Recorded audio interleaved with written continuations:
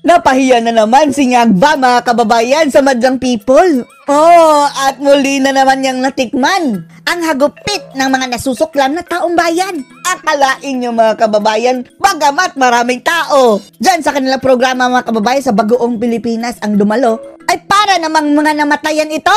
Siyo, tingnan niyo mga pagmumukha mga kababayan, oh. Ang sisimangot mga kababayan. Akala ba namin ang sabi na inyong survey mas maraming pro Marcos kaysa sa pro Duterte? Bakit tila nasusuka ang mga tao dito kay Ngagba? Oh, eto na ang totoong survey mga kababayan. Pakikita nyo sa reaksyon ng sambayanan. Panoorin nyo po ha. Oh. Ayan mga kababayan, oh. Nagpunta sila sa Negros. At yung gobernador nilang mga kababayan, oh, not pa. Oh.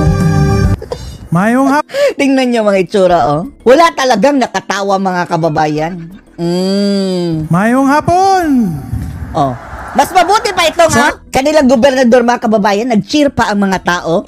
Oh, pakinggan nyo ha. Mayong hapon. Oh. Oh, nag-cheer pa ang mga tao ha. Pero kay BBM mga kababayan, pakinggan nyo mamaya. Naaman si Presdere. Oh. Sabi niya, andito si Presidente. Much of your time because kay Balogyo ko, you are all excited to hear. Wow! Excited! He has to say para ka na to tanan. Excited ba yung mga nakasimangot lang? Anyway mga kababayan, marami pala ang dumalo dyan dahil nagmimigay ng ayuda eh. Eto na mga kababayan ang sinasabi na gagamitin itong budget ng Pilipinas para sa kanilang pangangampanya sa pamamagitan ng ayuda. Nagpalikom ng maraming tao mga kababayan. I would just like to say, isagitra na to. Isigaw daw ang pangalang BBM. Ano ba? BBM! BBM! BBM! Siya lang talaga mga kababayan ang sumigaw. Tingnan nyo ang itsura ng mga tao mga kababayan ha. Uncut po ito mga kababayan ha. Panoorin nyo sa RTVM. Ito talaga ang actual footage ha. Uncut. BM! BBM! BBM! Parang nasa kuweba mga kababayan na sisigaw na siya lang mag-isa. Ang nag-respond mga kababayan sa kanyang sigaw ay yung echo. Echo ng kanyang boses sa mikropono. Wala man lang sumigaw, oh. Doon nga ta, BBM! Oh, nangkiusap na mga kababayan. Sabay tayo. Matay mingaw man uso-buso. Ang sabi niya mga kababayan, abay tahimik man. Oh, sabi niya, tahimik daw. BBM! Oh, nakiusap na ha. Nakiusap na yan mga kababayan ha. Wala pa rin tumalima. BBM!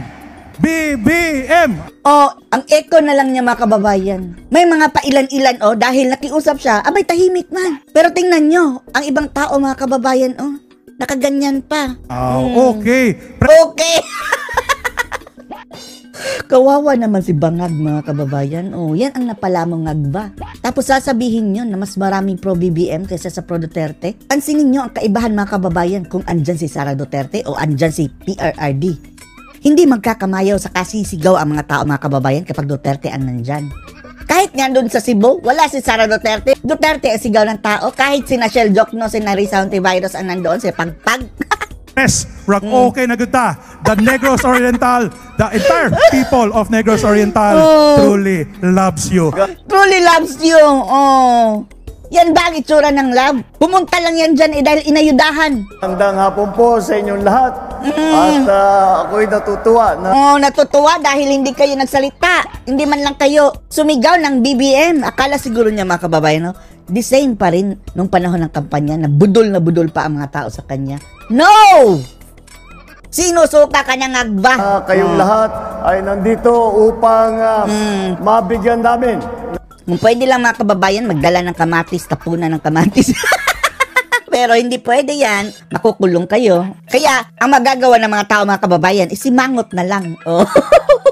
Ng kaunting suporta dito sa pamamagitan ng aming ginagawa. Dahil meron sa DSWD, nagbibigay ng AX, nagbibigay ng assistance po. Yan ang dahilan mga kababayan kung bakit maraming tao dyan. Nagbibigay ng ayuda. At alam nyo, ang estilo ng mga animal na ito, after namigay ng ayuda mga kababayan, sinama yung mga slate ng Bagoong Pilipinas nila, yung 12 bugok mga kababayan na tumatakbong senador. Libre! Diyos mio! Nakiride on dyan sa mga inayudahan. Kaya nakalikom ng maraming tao, mga kababayan. Tapos, di ba dapat bawal yan? Dahil pera yan ng gobyerno ay gagamitin sa pangangampanya, mga kababayan, ng mga bugok na ito. Wala bang rules ng fair election, mga kababayan? Unfair na itong ginagawa ng grupo ni Nabangag. Ginagamit ang pera ng bayan para ikampanya ang kanyang mga bulok na mga kandidato. Kaya po ang ginagawa po namin, Later on yan, kinagabihan, andun sina Pacquiao, lahat sila mga ungas, mga kababayan. ay unang-una, ang pagka-report sa akin ni Secretary Ang Rex tatamlay nila, mga kababayan. Gatchalian, ay sabi sa akin, ay mag-graduate ngayon, ngayong hapon, ngayong araw na ito. Ikaw, hindi ka daw nakagraduate. Buti pa sila. Buti pa ang mga tao, mga kababayan, nakagraduate. Ito, second year college lang daw. Special diploma. Sa 4-piece, ang mag-graduate ay 3,000. Kung baka graduate sa 4-piece, talagang hindi yan masaya dahil tatanggalan nyo na ng benepisyo. Mahigit kumulang 3,000 ang mag-graduate. Ang ibig sabihin, Ikaw, kailan ka mag-graduate? Tapusin mo na yung pag-aaral mo, BBM. Tapos ang kapal ng mukhang mangutya, mga kababayan, sa katunggali nila na sina Attorney Rodante Marcoleta, sina Attorney Vic Rodriguez, na parang inutusan lang daw bumili ng suka pag uwi. Nag-file na ng candidacy para senador. nung napag-graduate, ibig sabihin, yung dating tinuturing at kinakalkulan namin, tinuturing nating mahirap at nangangailangan pa ng tulong sa DSWD, ay sila po ay gumanda na ang kanilang gumanda. sitwasyon. Wow. Na hindi na sila nangangailangan ng tulong sa DSWD. Dahil, baka, right from the start, maganda talaga ang buhay nila. Nilista lang dyan. Ngunit, kailangan pa rin na magkaroon ng trabaho. Kailangan pa rin na kahit na para mas magandahin pa ang kanilang kabuhayan. Binigyan ng ayuda, mga kababayan. Pinagraduate sa 4-piece, tapos bibigyan ng ayuda. Design pa Ay rin. kailangan po makahanap ng magandang trabaho. Kaya po meron din tayong job fair na tinatawag trabaho sa bagong Pilipinas. Bagong Ito po ay Pilipinas. pinagmamatching po natin. Ikaw, Matsing. Pinagmamatch po natin lahat ng mga aplikante doon. Gusto mo talagang makatulong sa mga tao sa trabaho. Yang mga job order sa munisipyo. Dyan sa gobyerno. Gawin mong regular. Ang tagal na nila, mga kababayan, no? Nagsiserve dyan. Job order pa rin. Yan ang unfair, mga kababayan. Doon sa mga trabaho na bagay sa kanila, na bagay sa kanilang kakayahan. At yan po Baka may makita ka dyan na pwedeng maging presidente. Payag kami. ay in-inspection lang po namin. Ipalit namin. Kahit isa lang ang kondisyon. Pumasa lang sa drug test. Payag na kami palitan ng presidente. Andyan din po ang iba't ibang ahensya para yung mga clearance na kailangan para makapag-apply ng mabuti o para makapagkuha ng trabaho ay nandyan po lahat Hinihingal, mga kababayan, upang yung tinatawag na Pinangiwi. lagi po nating naririnig ay pinapatupad po natin yung ganong klaseng konsepto ay one-stop shop. One-stop shop. Bakit sa panahon mo, tinanggal mo ang one-stop shop ni PRRD, Animal? Yung para sa mga OFW, mga kababayan, tinanggal.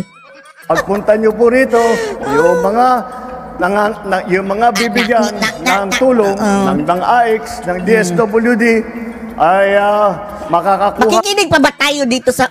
Diyos mio. Basta yun na, mga kababayan, tingnan nyo naman. Tingnan na lang ang reaksyon ng mga tao.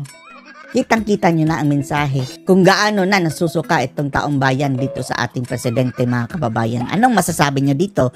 Post your comments below.